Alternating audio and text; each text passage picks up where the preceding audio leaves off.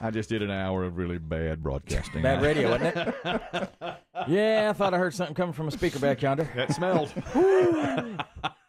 And they ought never to smell. No, you know, I have to remember what I was taught in broadcasting school. Stick with what you know. I don't know anything about vaccines, you know, or science or doctors or anything like that. I know about... Or Joe Rogan. I don't know anything about Joe Rogan. Joe Rogan could walk in here and kiss me on the mouth. I wouldn't know who he was. Who he was. He might do that. He's anti-vaccine. He might kiss you on the mouth. He might. I don't know.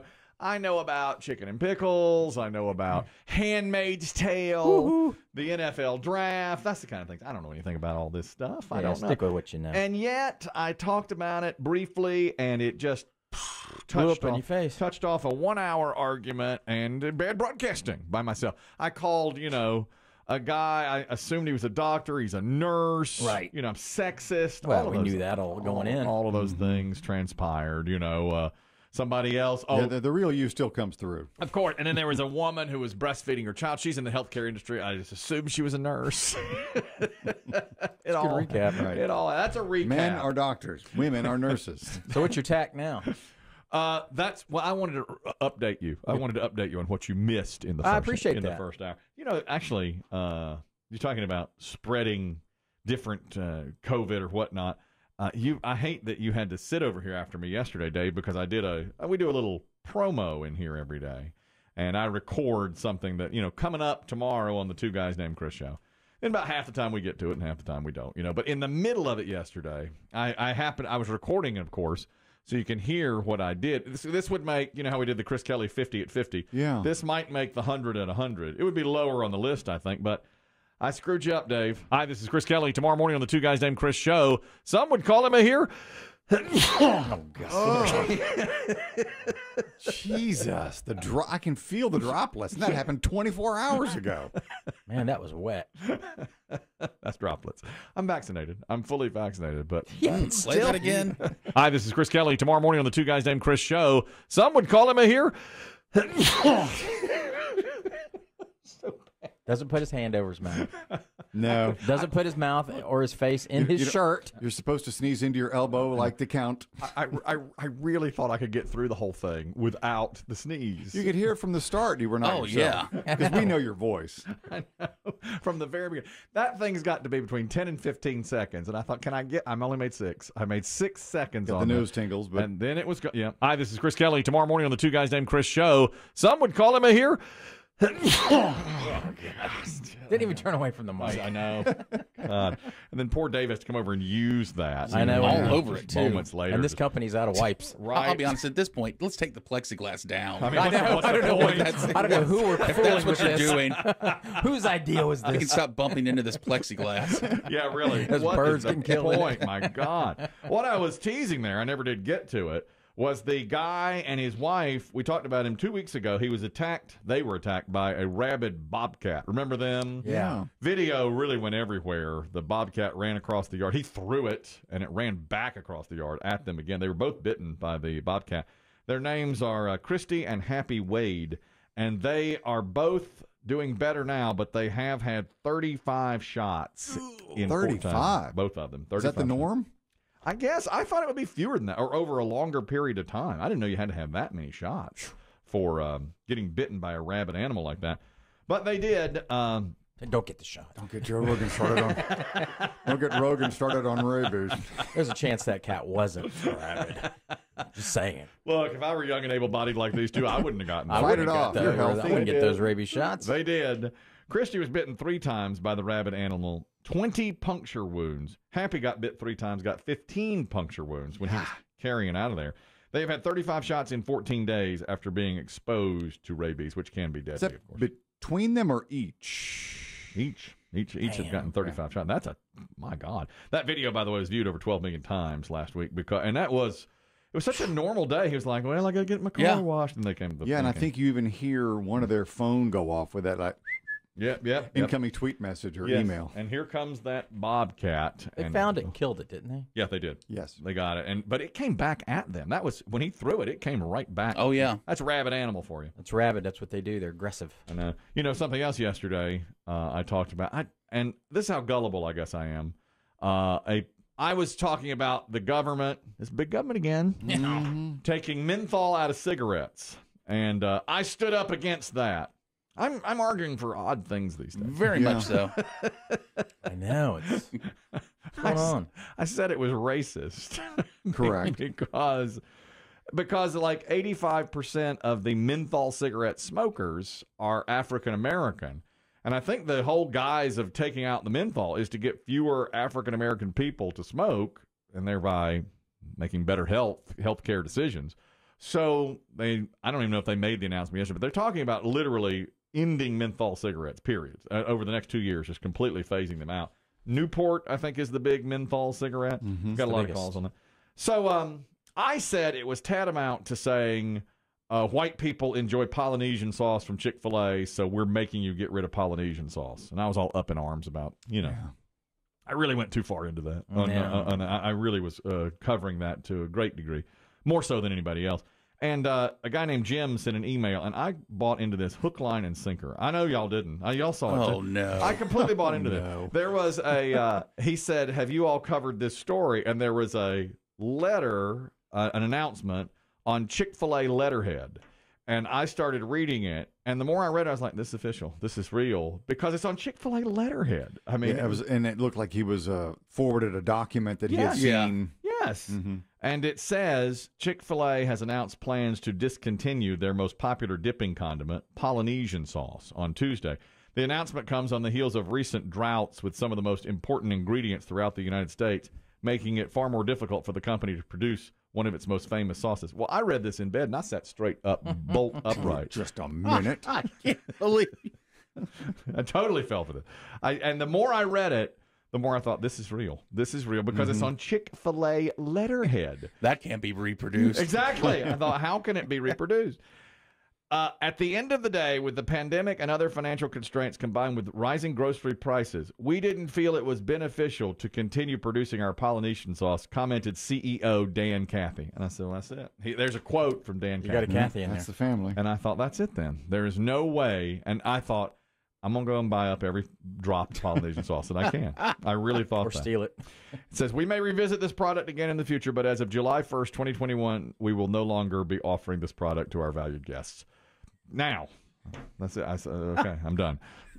The next line in the... Your outrage meter was at 100. 100. Absolutely pegging. I mean, I was pegging. You thought I was mad at Newport? Oh, God. And I didn't put two and two together that I had talked about menthol being out of cigarettes and so forth. Well, the next line in it is, the announcement came earlier than expected after a mediocre radio show discussed what they joked was a rumor, and the same show had hinted at a shortage of chicken wings and the abolishment of menthol cigarettes. And I said, oh, wait a minute. Jim just fished me in. This guy has fished me in. And even then I read it again and was like, are they talking about us? In their... What radio show? I did. I thought, Second-rate radio are show. they talking about us in their email to their shareholders? And then it went on and on. An Atlanta-based chicken sandwich shop, and very well written by Jim. It's totally brought me in. It was very impressive work. And then I looked at it and thought, did I argue that they must not take menthol out of cigarettes? I did. And then I also argued against the law in Illinois. They're passing a law that you can no longer have a balloon flight. Oh, yeah, balloon release. Balloon release. Because the balloons, when they hit the ground, hurt the environment, take forever to degrade. And he referenced that in there, too. And I was like, man, I really stood up yesterday. I wondered if, because my first thought was, man, whoever Jim works for got no production out of him yesterday. It was beautiful. He had to do a lot. He had to do a lot of copy and pasting.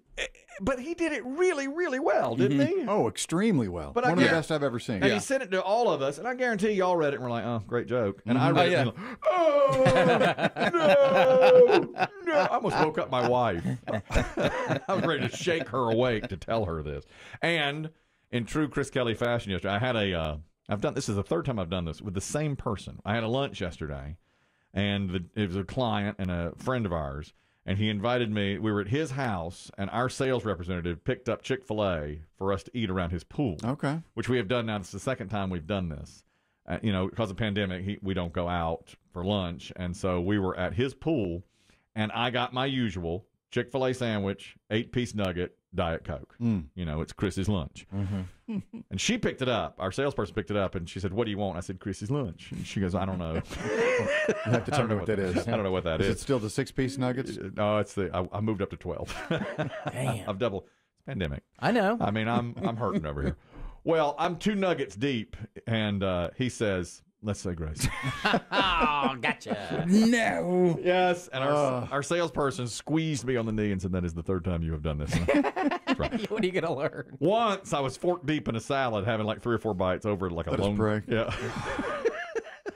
How many times can I do it, Dave? Don't know. How many times? You can I do it? amaze everyone. I know.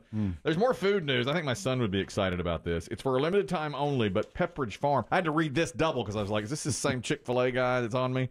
No, this is real. Pepperidge Farm is teaming up with Frank's Red Hot to do a Frank's Red Hot flavor of Pepperidge Farm goldfish crackers. Huh. And I like that. I think I would try that. My son is a huge fan of both products, Pepperidge Farm and Frank's Red Hot. Will you take a bag to the beach? I would. Yeah, I think I will take a bag. That sounds pretty good to me. Tease the seabirds with it? Mm-hmm. Oh, they love goldfish.